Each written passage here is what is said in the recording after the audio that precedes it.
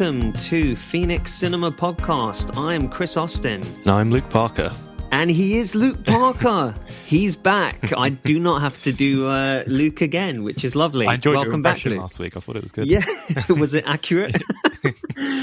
It was almost there.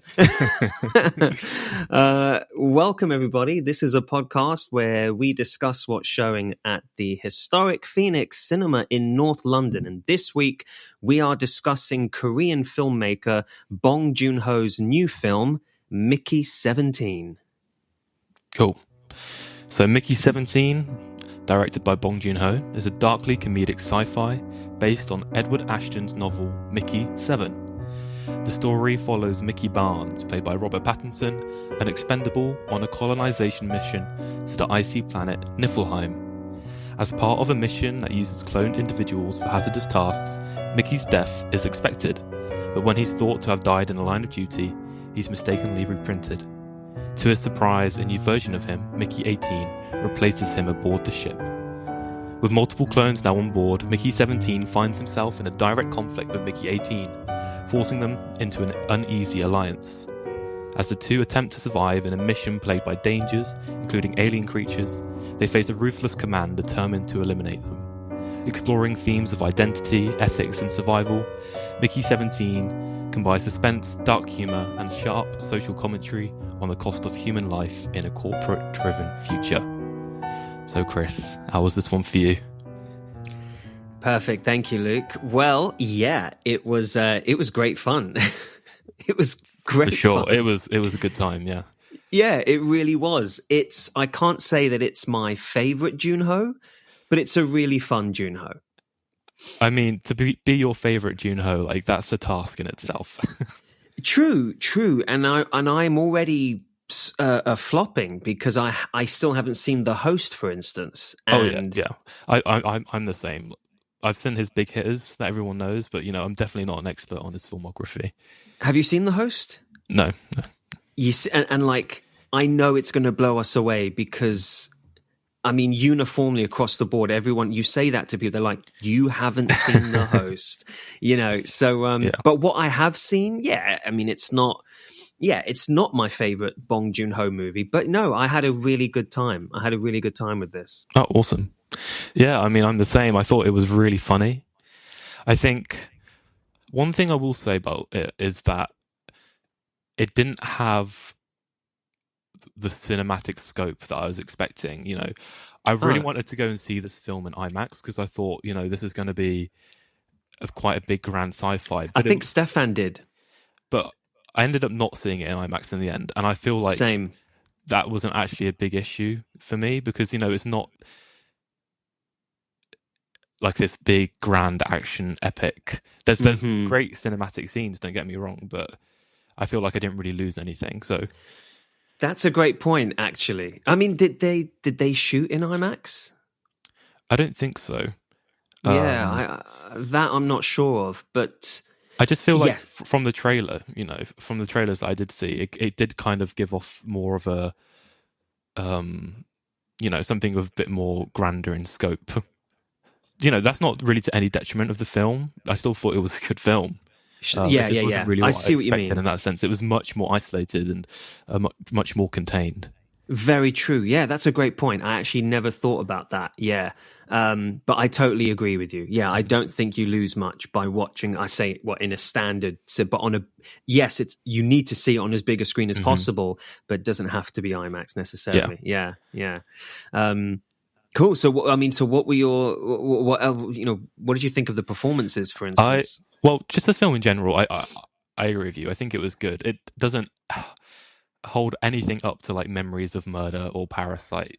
In terms of like, the thing is, I almost feel bad making that comparison because they're such different films, but it's inevitable because it's, with it being Joon-Ho. And, if you're going into this film expecting it to reach, the heights of tension that you got in those films, in Memories of Murder, in Parasite, like, you are going to be disappointed because it really doesn't. That being said, it's still a really solid, fun, I guess you would call it a blockbuster, So yeah, in that sense, I had a good time. Yeah, and I feel like it's got all the hallmarks of a Joon-Ho movie. I mean, you watch it and you're like, yep, this is definitely the same filmmaker who made Snowpiercer and Okja. It feels of a piece with those movies. Yeah. I think the biggest issue that I had with the film is that obviously one of the main concepts is that you have this Expendable, this guy who can be reprinted over and over again, and then you end up in the situation where there's multiples of them. But the film becomes so bogged down with other elements of the plot that it doesn't really end up playing with that whole concept at all. Now, and I was thinking about this on the way home from the film. If Mickey 18 and Mickey 17 were basically just two different people, the film would kind of still play out in the same way. Oh, you lost me. So, if, the whole concept of them being multiples and the whole concept of being able to like reprint, that's kind of like the main gimmick of the film, isn't it? But it becomes so bogged down with other elements of the plot. You have like Mark Ruffalo's part and like with all the aliens, that it never really goes far in making use of that element.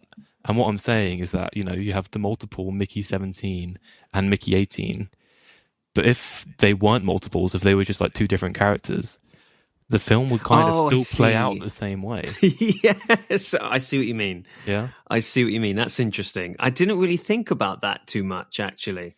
Maybe because, like you said, because there's so much else to focus on. Yeah, I can. Right, and I guess the gimmick is that they're two completely different personalities as well. With the sticking point being they are multiples. They are identical. Yeah. What did you think about Robert Pattinson then playing essentially two different characters? It was a little bit jarring at first. I think he was good. I think it was quite a really fun performance. Yeah. That kind of, I don't even know how to describe it, that kind of like wimpy, anxious voice that he puts on. It's a little bit hard to get used to. Right. But I like it. What about you? Yeah, I agree. Yeah, I think he was great in it. I mean, Robert Pattinson is great in most things now, and he's made. I mean, come on, such interesting choices. He's worked with the most interesting filmmakers. I mean, he's doing it. What a career. He's turned his career around really, and he's made himself into one of the more interesting actors, to keep your eye on these days. Truly. I mean, what a win for him, honestly. I mean, he doesn't blow me away, but he does well in both forms, Mickey 17 and 18. I also thought Naomi Aki, the actress who plays, what's her name? Is it Nasha? Yeah. Really interesting presence on screen. I thought she was great. Yeah, really, really good. And I think Mark Ruffalo is good. I find him charming and funny, but there is an aspect of his performance that I'm not too sure about, and that is it feels Trumpian. It feels like he's indicating Trump. I found his performance to be kind of similar to how he like his performance in Poor Things. That's exactly what I thought of too. Yeah, almost even like the accent he was putting on and just how exaggerated it was, and it was hilarious. Yeah, but I get he does it. Yeah. Absolutely, it's funny. I was talking to Hannah the other day from our film club, and she was looking back at this podcast and looking at the episodes we've done. She was like, first episode, oh, you did Poor Things. And I was like, yeah. She was like, oh, I love that movie. It's wild. I was like, yeah, you need to see Mickey 17. And I was like, why did I immediately say that? And it's because of the Ruffalo similarities. Yeah, they're actually pretty identical, I think. Yeah. Yeah, Yeah. but he was good, and it was pretty hilarious. He was definitely like probably the funniest character. There was some really great bits of comedy. Yeah, really good, really good. But again, if he is intimating a Trump impersonation, I'm not too sure that that's necessary. I'm not too sure that's what we need. I get it. It's it's like the whole. It's not. It's very on the nose, isn't it? It's not subtle in terms of like what they're trying to do.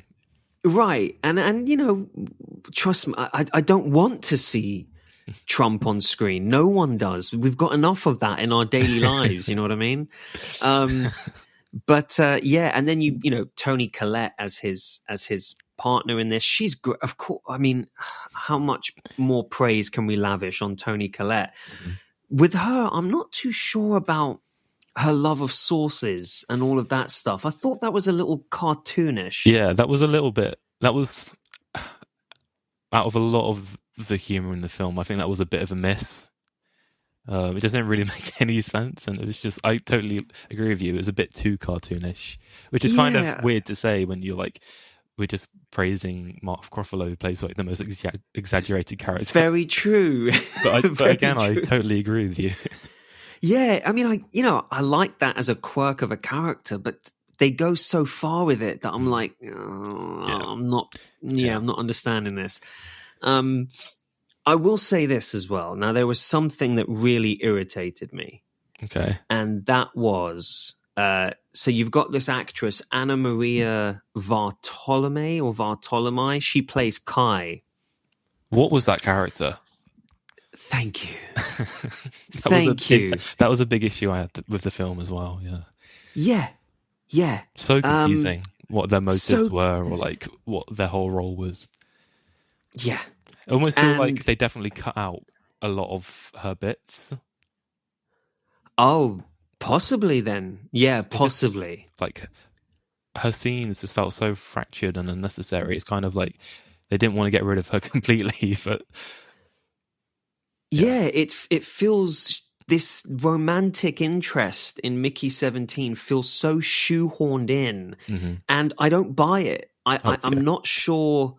Yeah, thank you. It's like, outside of him being Robert Pattinson, I do not get what the attraction is. And she's meant to be this, stunner on the entire ship, and she is this gorgeous woman. Mm-hmm. But I'm like, why Mickey 17? And then there's a point where I think she's willing to sleep with him. But 10 minutes ago, he was like screaming and rolling around with a chunk of vomit on his lip. I mean, I'm not seeing how we get from there to here. And then, I feel like you can cut her out of the story completely and you wouldn't lose anything. Yeah. That's exactly what I thought as well. Yeah, they build her up so much, and then but come the final third act of the movie, when we have our whole, everyone's got a part to play, and we get into the resolution of the story, she's got jack shit to play. They give her nothing. She doesn't do anything, and like her motives, at least for me, maybe I just missed something, but her motives and like what side she was lying on was just so blurred and confusing. Agreed. Okay. Absolutely agreed. Yeah, that was that stuck out to me quite a bit, actually. Did you like the score for this film? I'm going to be honest with you, didn't really notice it. Now, yes, I noticed it because it's quite beautiful. And there's a couple of moments, there's this lovely montage towards the beginning of the film, right, when he's basically describing his job and the dynamics on the ship in terms of relationships and all of that. Yeah. And the whole score there was lovely. It was so operatic and so, it was quite nice. But I didn't really notice it too much. Why? Was it good?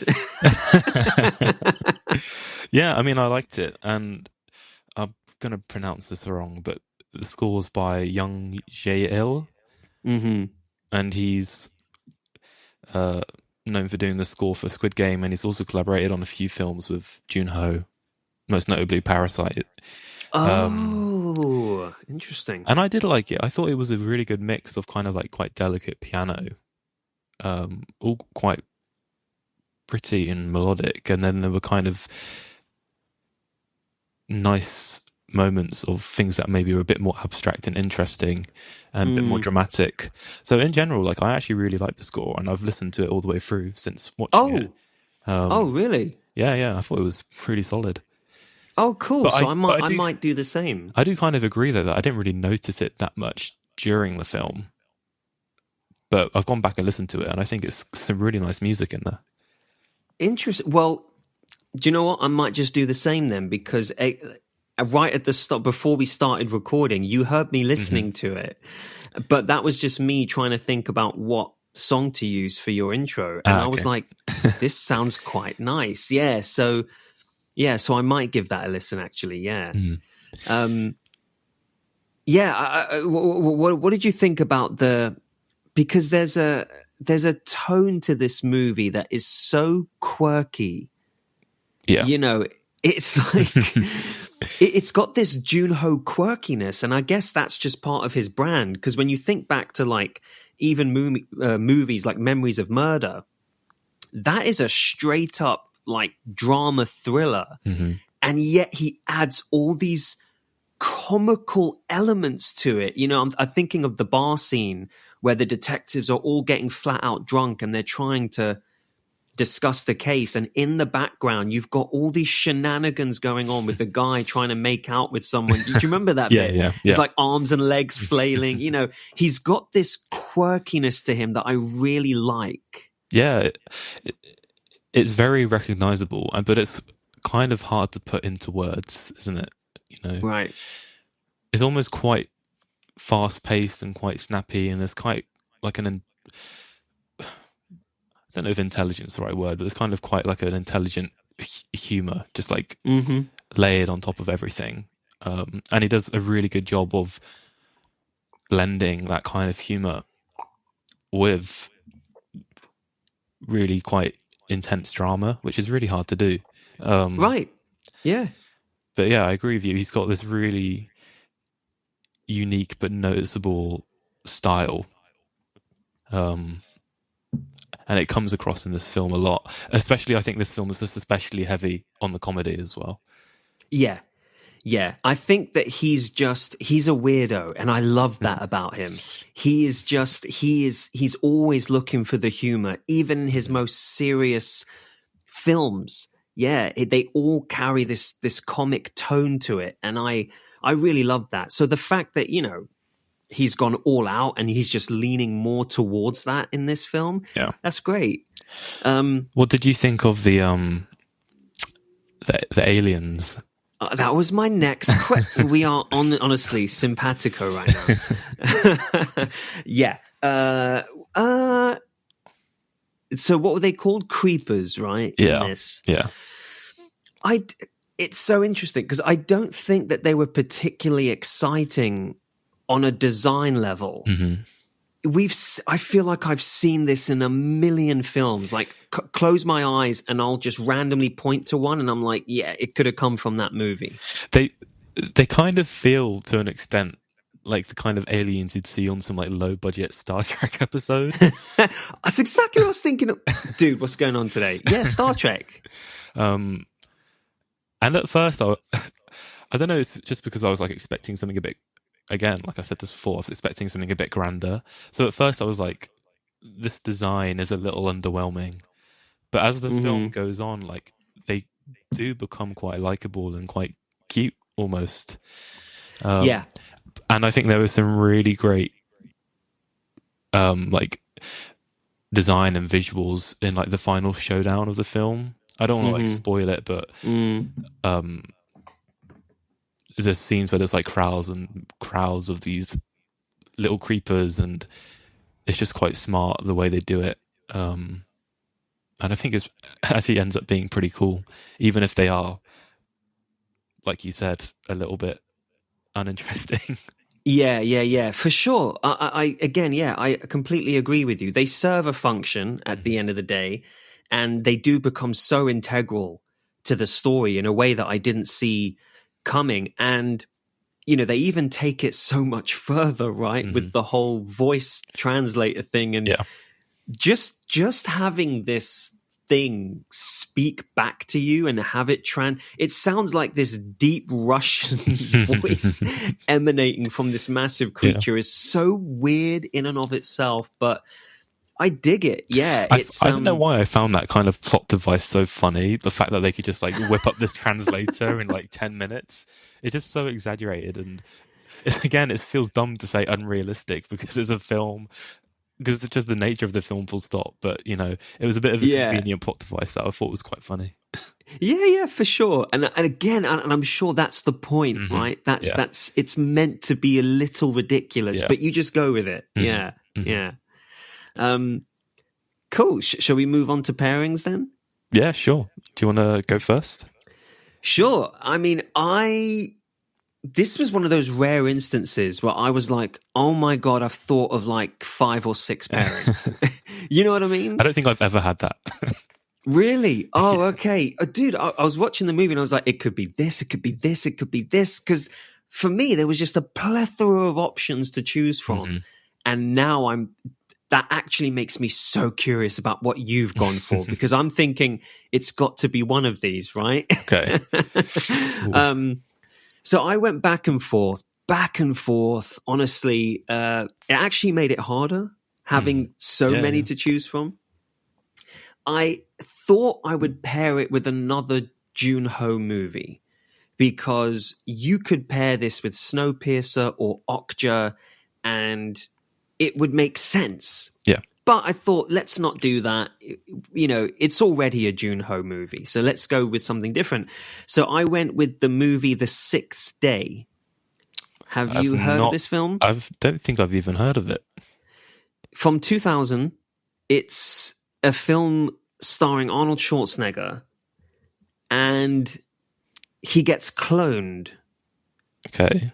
And then I think him and the clone have to like team up, because there's this whole project involving clones, but there can never be 2 of them or something like that. If there are, the government agency come and they try and kill you or whatever. So Schwarzenegger and the clone have to team up against this evil corporation to save the day, basically. And I thought, I haven't seen this film in years, maybe since 2000, 2001. Yeah. It's directed by Roger Spottiswoode, who he directed a Bond film. I think he directed Tomorrow Never Dies. Tomorrow Never Dies, yes, which we're going to get to in our film club one day. One day. So I'll be honest with you, I can barely remember the movie. I don't know if it's good or not. I recently just heard it mentioned on a podcast that I was listening to. Can't remember what it was. I think it was How Did This Get Made? One of my favorite podcasts. And it just, so it inserted that film back into my head again. And I thought, you know what? It's Arnold Schwarzenegger. There's something that's going to be inherently silly and ridiculous about it. Yeah. But that's this movie, right? So... Yeah, that sounds like a good pick. Need to check it out. Mine is, again, a little bit generic maybe, but I was watching this film and I thought, the vibe that it gave off was a little, in terms of not just the humor and like the sci-fi setting, even in just like the way it looked, it was all quite clean. For me, it was almost a bit reminiscent of like a Marvel film. And, I know people shit on Marvel and like it's so justified, but one of my favorite films actually of 2023 was a Marvel film, and that's Guardians of the Galaxy Volume 3.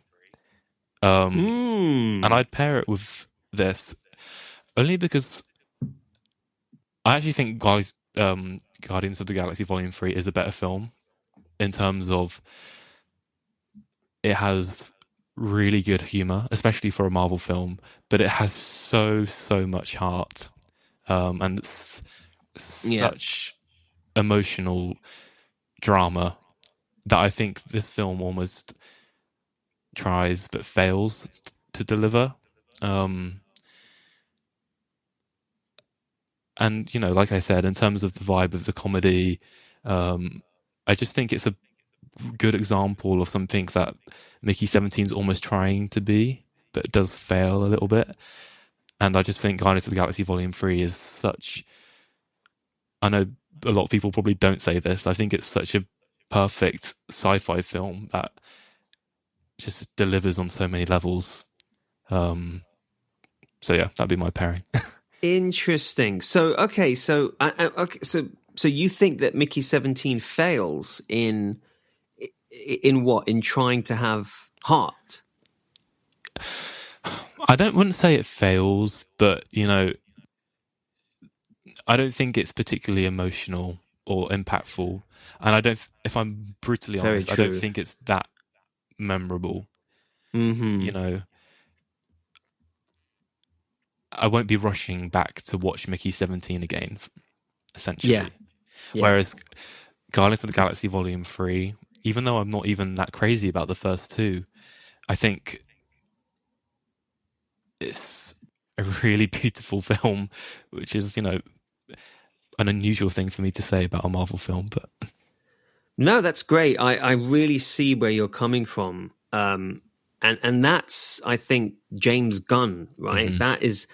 That's what defines him as a filmmaker, is the slapstick comedy, and then in the very next moment your heart's being ripped out with all this genuine, like, earned emotion. I mean, Guardians of the Galaxy Volume 3 does have it a bit easier because you're kind of working with these characters who you've already like got to know.